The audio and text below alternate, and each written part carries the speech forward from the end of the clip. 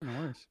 Welcome back, everyone, to From Startup to Wunderbrand. Today we've got Mitchell Osmond, and this is very special for me because Mitchell started a wonderful podcast called Dad Nation. And if any of you are dads, I've got two boys, so this is very important for me. And I know there are moms and future mothers in that as well, or people who are aunts who have got wonderful nephews and nieces who will also get tremendous value out of it. But since I'm turning 45 today, I thought, what a good interview this is, because at this halfway point, hopefully in my life, it's good to chat to somebody who's made some of the changes or had some of the same challenges that a lot of parents or fathers in particular have had. So Dad Nation reaches over 33,000 listeners a month. Mitchell's got a thriving six-figure executive coaching practice, has built a global platform on high performers striving to lead at work without failing at home. So it's an important topic for us to discuss, obviously, dads, because I think they're super important. But I just want to say, welcome, Mitch. Thank you for having me on the show today. And you know what? Did I catch that was your birthday today? Yep. So, Wow. yeah. Well, hey, I'm honored to be on your show on your birthday. Happy birthday. Well, this is a treat for me. So this is like a mini birthday present. I had about 2 kilograms of snow crabs. I had sushi. I had all the good things today. So Beautiful. I've been very well looked after. What we're gonna look at is, obviously, anyone with a podcast, anyone doing coaching has gone through a couple of knocks, because you can't actually tell people how to do things without having been kicked down the stairs once or twice. Maybe talk to us a little bit about your background and how you sort of got yourself into podcasting and into coaching. Yeah, that's a great starting point. So thank you for asking, and I think it's an important one because people will often make the mistake of going and listening to the podcast like this and thinking that guys like us have it all figured out. But let me be the first to tell you, I don't. I did not. I learned about every lesson the hard way. Real quickly, I was let go of a senior leadership position. We were about 3 years into marriage, and our marriage just started to dive bomb. I spiraled into depression. We were about $100,000 in debt. I was medicating every day with drugs and alcohol, trying to just cope. And now we were dangerously close to divorce. Like I said, I was 60 pounds overweight. I mean, it was wild. And I hit this was the rock bottom for me. And now I had come from a dysfunctional upbringing. My father was an alcoholic. I had my home was littered with crime, alcohol abuse. You name it, all those things.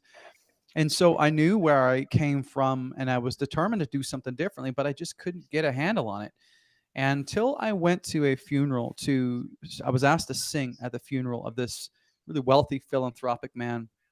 And the minister who was talking at the funeral said, "Are you living a life worthy of imitation?" And he said this after referencing all the success of this other man that the funeral was for. And he said, "If you were to die today, would you be proud of the legacy that you left?" And you see, for me, I was chasing the professional success. I was chasing the money, the influence, the status. And in that moment, I had this insight of, man, I've had it all backward, because I'm about to lose almost everything that matters to me because I was chasing the wrong things. And I had this thought of like, what what would people say about me if this were my funeral today? And at that point, I couldn't in good conscience say that I was living a life worthy of imitation, that nobody would be saying at my funeral, he inspired me to have an amazing marriage, or to take my health seriously, or any of those things. And so I did committed to change, man. I went all in, and I surrounded myself with other men who called me up, and who held me accountable to that, not just in business, but in my personal life. And then within 18 months, we paid off the 100 grand of debt, completely restored our marriage. I lost the 60 pounds and was strong and lean, clean of substances, and focused, man. And so that was the transformation that led to, me starting the podcast, because I'd always been in positions of leadership, and people started asking questions of like, Mitchell, what's going on? How did you do all this? And so I launched the podcast, and within 6 months, it became globally top percent rated podcast. And then I launched the coaching practice, and then within 6 months of that happening, I scaled it to about a six-figure practice. And so that's what I do today. And I'll say this, Ed Milet says this all the time, but you're the most qualified to help the person you used to be. And that's all I do today, man. Is just I help guys who are a couple steps behind me where I was, and because I think that that's the best position to be in, is to take some of your pain and use it to serve others. That's the best way to turn your trash into treasure, is to turn it around by helping others to do the same. That's my story. Well, one question I want to ask, you mentioned that you were almost at rock bottom. Do folks have to be at rock bottom to listen to your podcast and to take your coaching? No, I would say please don't wait that long, because it's going to be so hard to get back. So that's why I started, because I'm like, don't get that far. You know what I mean? If you sense like, and I'll say this sometimes to guys, it's like, I'm a coach for guys who almost don't necessarily think they need a coach because they're doing well financially, but they're just not 100%. They know they could be showing up more powerfully at home. They know that they could be a better father. They know that they could be a better husband, all those different things. And it's just fine tuning those things, because what happens is we drift, right? We drift and we drift. And we know that 95% of the decisions we make today are the same decisions or the same thoughts that we made yesterday. The large majority of our thoughts every day are subconscious. And so this is what happens. We actually live most of our lives on autopilot, and they're beliefs that have been formed years ago. And so this is what happens. This is how we can drive to work and not know how we got there. But unfortunately, this is why we can wake up 5 years later and our life does not look like we want it to. And we're like, well, what happened? Well, autopilot happened, right? And so that's what I do, man, is I just ask questions about the beliefs, and I coach, man, to really kind of level up in those areas. Because at the end of the day, for me, that funeral moment I had was really me beginning with the end in mind. And then Stephen Covey talks about that in his book, Seven Habits of Highly Effective People. Napoleon Hill talked about that. Begin with the end in mind. And if we have a very clear picture of the man that we want to be, or the mother that we want to be, or the business person we want to be, and it's very clear, then we can reverse engineer those steps to actually action steps that we can take today. The vast majority of us actually don't really consciously think about where we're going and what we want, right? I've often made an example in my class of setting goals and visualizing where you want to be in the future. And the example I use is of those kids at school who always wanted to be a fireman, or always wanted to be in the police, or wanted to be a pilot. And guess what happened? Or a doctor. They became a doctor, a pilot, a fireman, or firewoman. But I think 99% of the rest of us don't have that vision. And because the world there's so many cool things to do. We could literally do anything, Mitchell. And I think that's maybe a stumbling block for a lot of people, is actually being able to decide, what does my future look like? And if I look at myself, and you spoke about legacy a little bit earlier, do you not feel like a bit of a failure at some times that you haven't achieved great things? And I think as a man, particularly, and I'm just saying because this is from my experience, we're not Napoleon, we're not Churchill, we're not Jesus, we're not, Muhammad or whatever. How setting goals is one thing. How do we set goals that are, achievable, but also that stretch us? And how do we not get disappointed not being number one dog in the world? I want to know. Oh, that's so good. There's a couple things that come to my mind initially when you ask that question. There's a book written by Dan Sullivan and Dr. Benjamin Hardy called The Gap and the Gain. Have you ever heard of it before? No. Okay. The Gap and the Gain. The Gap and the Gain. Yeah. And so this concept, this framework really helps explain this tension that we feel. And so when we think about our success, when we think about where we're at in life, we have two choices. We can either we can look to the future, and then we can compare ourselves to some ideal thing that isn't necessarily defined yet. It's some sort of ambiguous metric that we haven't defined, and that will be living in the gap. What you're doing is you're comparing yourself to something that is a moving target. It's kind of like if me and you were in the middle of the ocean in a rowboat, and I said, you know what, Nicholas, when we pedal and we reach the horizon, then we're going to be happy. But the problem, the funny thing about the horizon is the fastest you pedal, the faster it gets away from you. And so we can choose to look forward and strive, or, and I would propose the other option, which is to look backward into the gain of looking to where we've come from, all the progress that we've made, all the different, accomplishments along the way. Because here's the thing, either way, you're going to get to the future, right? Whether you like it or not. Now, the question is what version of you wants to get there? The one that's stressed out, who's been constantly comparing himself to someone on Instagram, or the neighbor down the road, or your brother-in-law, or trying to reach for some carrot that you can't catch, or the person who gets there celebrating where he's come from, celebrating the wins, and being grateful and reflecting on that. And so for me, this is what happens. I get caught in this gap. This is what I call the gap trap. So a great example of this is I found out a while ago that my podcast was top 10% globally, right? And so I said that earlier. But immediately my thought was, well, why not 5%? Why not top 1%? Right? And now a normal, sane human being would be like, that's a great thing, right?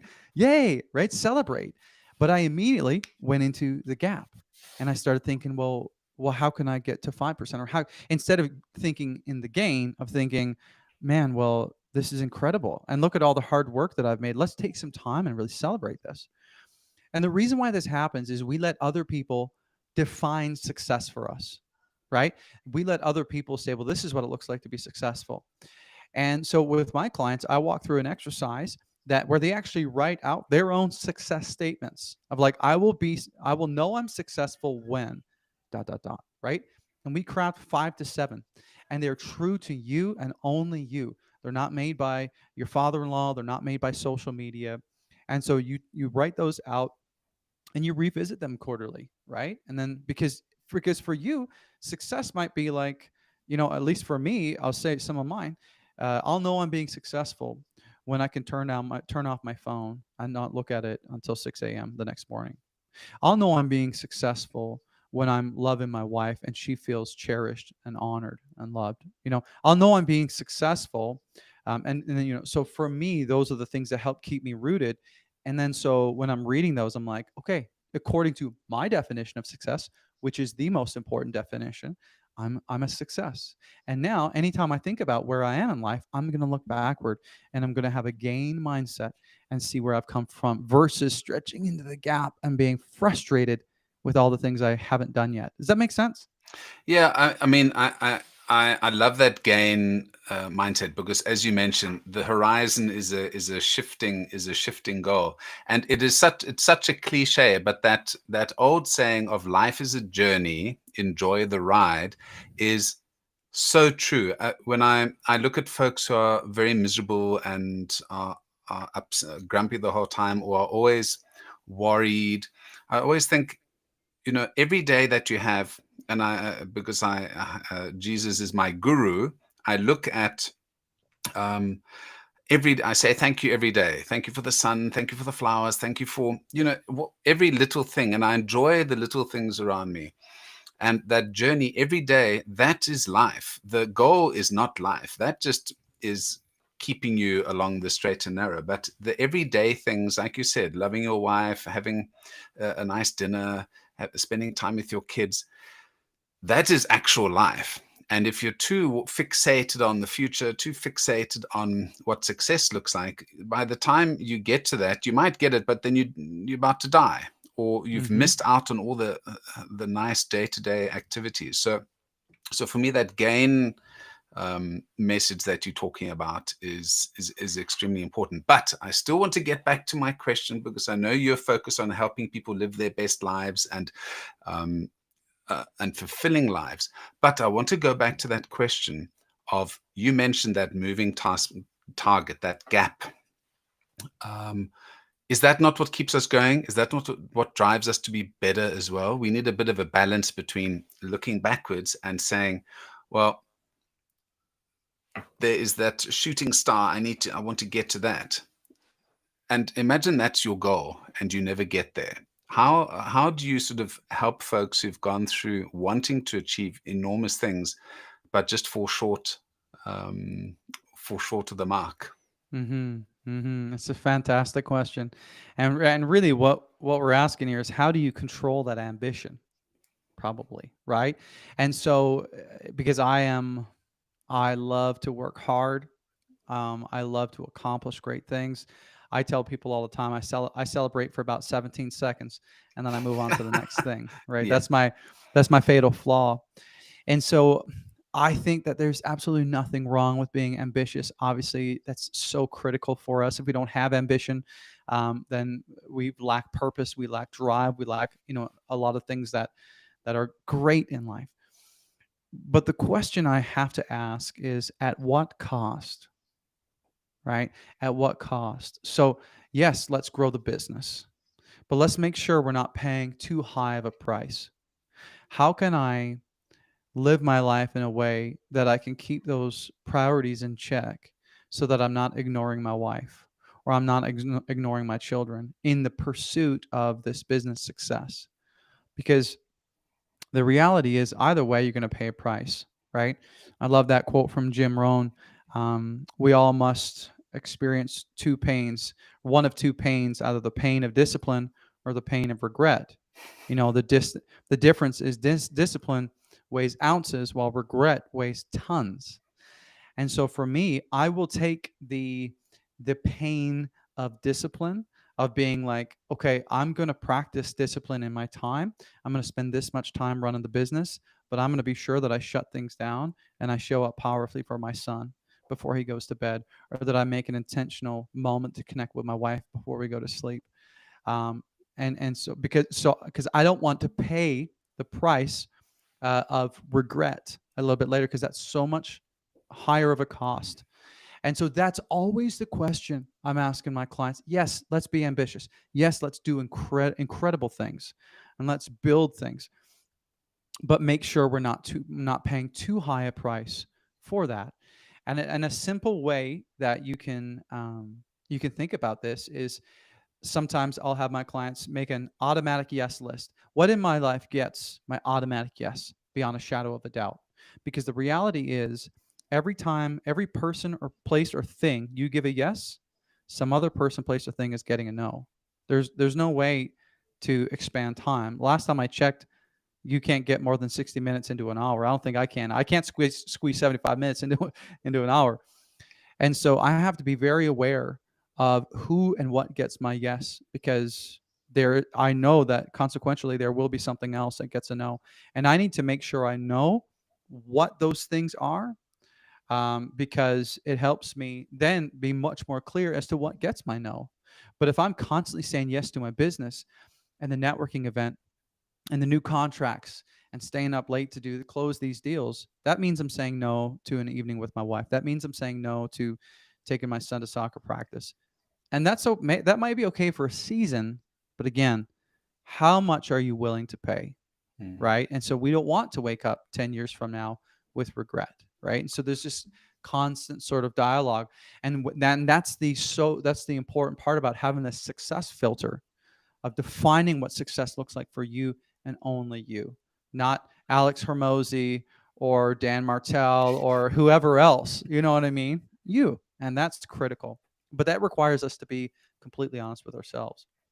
I love that balance between discipline and discipline and not resentment. What did you say? Discipline and Regret. regret. I think that is such a powerful, visual as well.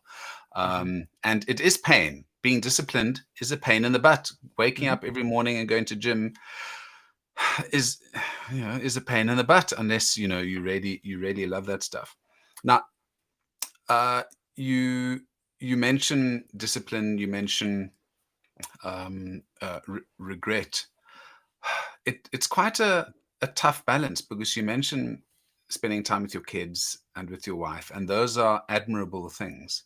And obviously what you're talking about is having a balanced life and making sure that the people in your circle are well regarded and well looked after by you. How do you balance the resentment side then? Because as you said, there's the playing off of discipline and disappointment, but then there's also resentment. I've got to take my kids to baseball, but there is this networking event, or there is this other activity that I could be doing that would take my career forward. Um, Resentment, I think, is quite a strong driver in a lot of relationships, and is a big issue in a lot of relationships. The reason I haven't been successful, I had kids and I had to stay at home and look after the kids. I didn't grow my career, or I had to do X, Y, Z, spend all my money on kids' school fees so I couldn't invest in the business. What kind of tools do you give to, other dads or other parents out there who are, I know I should be a good parent or a good father, but because I'm doing this, I'm not fulfilling myself 100%. Have you Mm. had those discussions? Oh yeah, certainly. Discussions with clients, but also discussions with my wife. Like it's real. It's real, man. There's a couple frameworks or a couple questions I could ask that might bring things into clarity. Um, the first question is a little bit high level, so the question after that will bring it a little bit more to the ground level for us. But the question is what do you want to be known for? Right. And so, for example, for me, all of my clients, I have them write their own eulogy. And it Mm, sounds a little bit morbid, but there is nothing more powerful and visceral than when you're faced with your own mortality. And, Stephen Covey does this as well. I talked a lot about that. But essentially, the question is, if you were to die today, I want you to write the eulogy from the words of your wife, or if you're a woman and you're listening, write your eulogy in the words of your husband. What would they say about the man, the husband, and the father you were today as they were reading these words standing over your coffin? And it's raw, man, and it's real. But what it does is it brings you into alignment with the things that you want so badly, because we never go that far. We never begin with the end in mind. mm, And then the step two version of that is, let's picture you're 100%, the man, father, husband, or the mother, wife, woman you want to be. And then you pass away. What would they say then? She was a loving mom. She was a caring, friend. She gave to her community. She was an incredible wife. But I'll tell you what, I've done this exercise with countless men. Never once has any of them said, I want them to talk about the businesses that I built. I want them to talk about how I did seven figures in Q4. Nope, nobody says that, right? They always say, I want my kids to know that I love them, right? And so that's a high level thing. Now let's bring it down to maybe a little bit more, something we can chew on. A question I would ask is, okay, Nicholas, say me and you, say we bump into each other in the airport 3 years from now, and I'm like, Nicholas, how you doing, man? I haven't seen you in 3 years since we were on your show. Um, how's life? If you were to say, Mitchell, these past 3 years have been the best 3 years of my entire life. Let me tell you about it. What would have to be true about these past 3 years that would make them the best 3 years of your life? And that picture is what you need to write out, right? Like a mm, movie scene. Where are your kids going to school? What are you doing for work? What's your relationships like? How much downtime do you have? What do you do for fun? All those different things. And you kind of create that picture of what you want life to look like in 3 years. And there is a reason why we don't go 5 years or 10 years, because it's too far away and mm, it's too conceptual. 3 years, you can almost reach out and touch it. And so then we have that conversation. But even in 3 years from now, it's still really based around how your family's doing, how your health is, all those different things. And so, short story long, or short answer long, I would answer that question with, how do you deal with resentment? Is with connecting truly with what matters most. Because if you're truly honest and you really do that exercise, a lot of the times the things that matter the most to you are that your kids are healthy, that they're happy, and that they know you love them, and that you have a healthy home, and that you are known to be a strong person who loves his family and contributes to a society and is on a great mission, all those things. Does that make sense? Yeah, I'm reading a book at the moment called Psycho-Cybernetics, Yes. which is absolutely fabulous. And I thought this sounds like some, hokey pokey kind of concept, but they should rebrand it. That's a terrible, terrible title for what it is. But it's all about visualization and putting yourself in that position that you would like to be in. And it's and I've started to do it with my classes as well at university, and trying to say, if you can't visualize where you're going to be in a certain amount of time, it's almost impossible for you to be successful. So, Hmm. and what I've started to do, I sing as well. So I'm singing in a concert soon, and I've read some of the guidance in the book, and it says, what all of these Formula One drivers and all of these top sportsmen do is they sit for 30 minutes and they visualize the game, they visualize what they're doing, which means that when they come to that actual challenging aspect, they've done it already. They've done it in their head and they know how they're going to solve that problem. Hmm.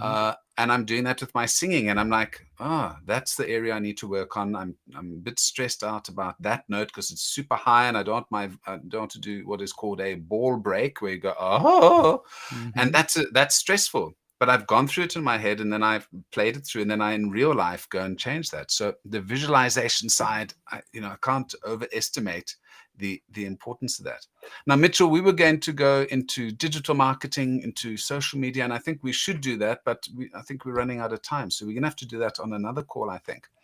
Where am I going to send folks to read a little bit more about you? I love your Instagram account. And you've got some fantastic offers out there as well. So where can I send folks? Yeah, of course. You can connect with me on Instagram if you'd like. You can just Google the Dad Nation. You'll find my face plastered everywhere, but you can check out the website. But I have a free gift that I'd love to give your listeners if you're interested in it. Yeah. It's really and I'll say it like this. I work with exclusively men, but they really struggle to connect with their wives on an emotional level, right? So we know that in the United States today, 70% of divorces are initiated by women. Now, in situations where the wife is a high earner or has a high level of education, that number jumps to 90% of all divorces are initiated by women. 80% of the time, that for that divorce, the reason cited is that they feel emotionally disconnected from their partner. Okay. And so this tells us this is this should be like a blinking red or an amber light.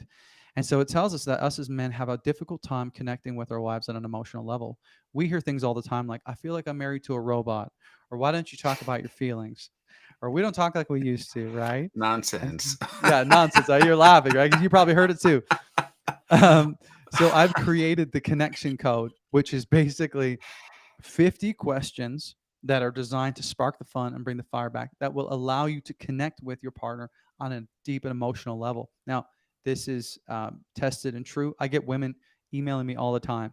They're like, who was that man that took me on a date last night? It's just powerful questions. The only rule is you just go out, or maybe you put the kids down, pour up a glass of wine. The only rule is you can only ask her questions from this list. But it's free to download if you go to dadnationcode.com/code, or I'll just give you the link and you can put it in the show notes. But yeah, I mean, love to give you that gift for listening. But yeah, just check me out. And if you want to have that conversation about, coaching or how I can walk alongside you, I'm happy to do that as well. But I'm here to serve anyone the most powerful way I know how. So whether it's just listening to the podcast or actually working with me one-to-one, I'm happy to do whatever I can to help. Fantastic. Well, I'm definitely going to send that code on to a friend as well. So yeah, thank you so much for that. And I encourage everyone who is having some challenges or doesn't want to have challenges to check out that podcast and take advantage of that free gift. Mitchell, thank you so much. It's been such a pleasure. Thank you, brother. I've so enjoyed our time talking today, and have a great day. And let's do it again soon. Awesome. Will do.